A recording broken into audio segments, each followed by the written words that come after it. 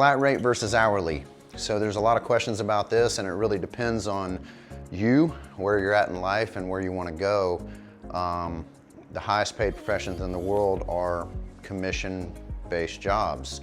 And flat rate is considered to be commission. And what it does is it allows you to be incentivized by your performance. So the more you perform, the more you get paid. Hourly, you have to actually put in that amount of time to get rewarded for that amount of time. So you can use up a lot more of your time. If you work 60 hours, you get rewarded for 60 hours, but it doesn't allow you to cram it into 40 hours. So here we got guys that can do 50, 60, 70. Sometimes there's guys that do over 100 hours in a lot less time. So it just really depends on where you're at in life. If you just want to work like at the county and have benefits and be comfortable with a 40-hour week, that depends on you. And if you want more and you want to hustle and you want to be able to have the things in life that you would be able to get if you were commission incentivized, then that's the direction you want to go. Right out of high school, I went to work for Caterpillar, and we were hourly, and I actually got a good education there, but I couldn't scale, I couldn't run at the performance that I wanted to run. So then I switched over to flat rate for a Freightliner dealership, and I just cranked. And when I'm interviewing guys, I tell them, hey, you can make a lot of money flat rate, and you can learn, and you can train, and you can get all these things in a flat rate shop. That's why a lot of the dealerships have flat rate technicians. They can really make a lot of money. But there's a couple keys. You got to be in a shop that has a lot of flow. If you're in a shop that doesn't have a lot of flow, you're going to drown. You're going to not survive. So you definitely, when you're looking for a shop to work for, you want to make sure that they have a high volume and that they're on a growth mode, because that's where you're going to make the most money. A high volume shop, you'll learn more there than you will in just working for a manufacturer or a slow moving shop. It's just the way it rolls. So what I wanted to talk to you about is I worked flat rate for over 20 years, and I learned the keys to make it more productive to where I can make the most amount of money in 40 hours. So there's a lot of technical details to that. When I'm interviewing guys, I tell them, hey, there's usually two guys that don't make it in a flat rate world. And that's one, he's very inexperienced. So you want to make sure that that shop has an apprentice program, an employee maturity model to grow that young hustler up to where he can perform and make a lot of money.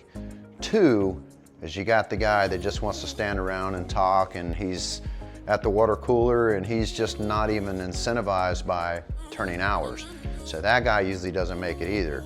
But if you have some experience and you know how to do these things, you can make a lot of money flat rate, and you can continue to grow.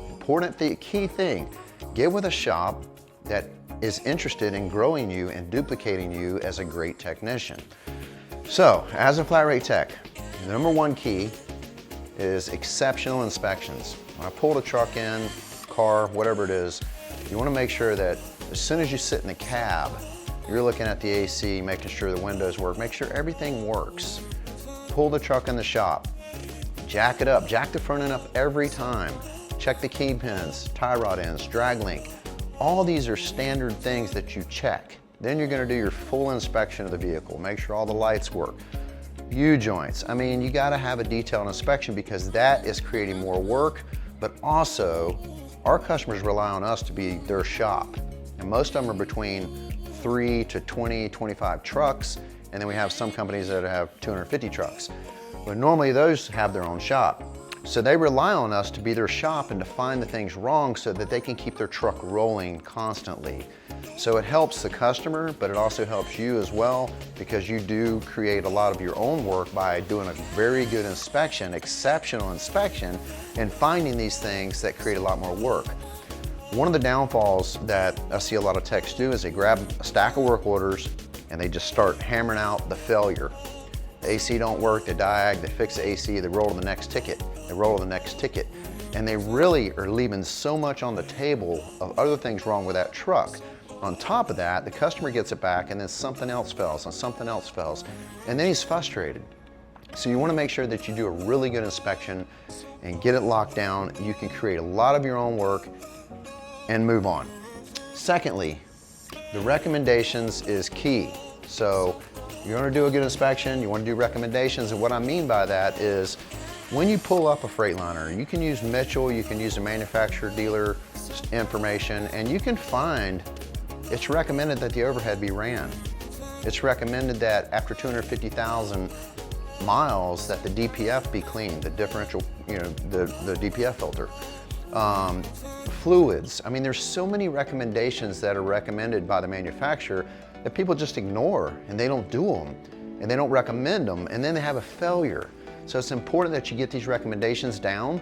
It may take 10, 15 minutes of your time to look up these recommendations, but you'll create a lot more work, and you save the customer downtime again. So make sure your recommendations are good. Thirdly, use your time wisely. And what I mean by that is when you get some tickets, or maybe you get your production, every morning we do a production meeting here, lays out all your jobs, when the parts will be there, everything's lined up for you in a priority. So you've got a game plan. It's like playing a football game, but you got a game plan of what you're doing and when you're doing it, okay? So you diag a truck and you jump to the next ticket. You turn it in, you jump to the next ticket. You can have 5 or 6 jobs going on at the same time. Using your time wisely is just making a lot more money for you. So you're sticking and moving on jobs. If you wait on other people, you're killing the clock. So sticking and moving on jobs flat rate is key. Make sure your labor times are good. So stay focused on that, jump from job to job, and just keep hammering them out.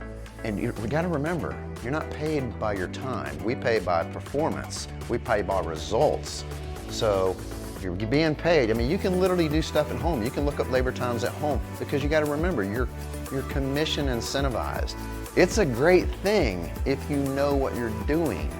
It's a very great thing.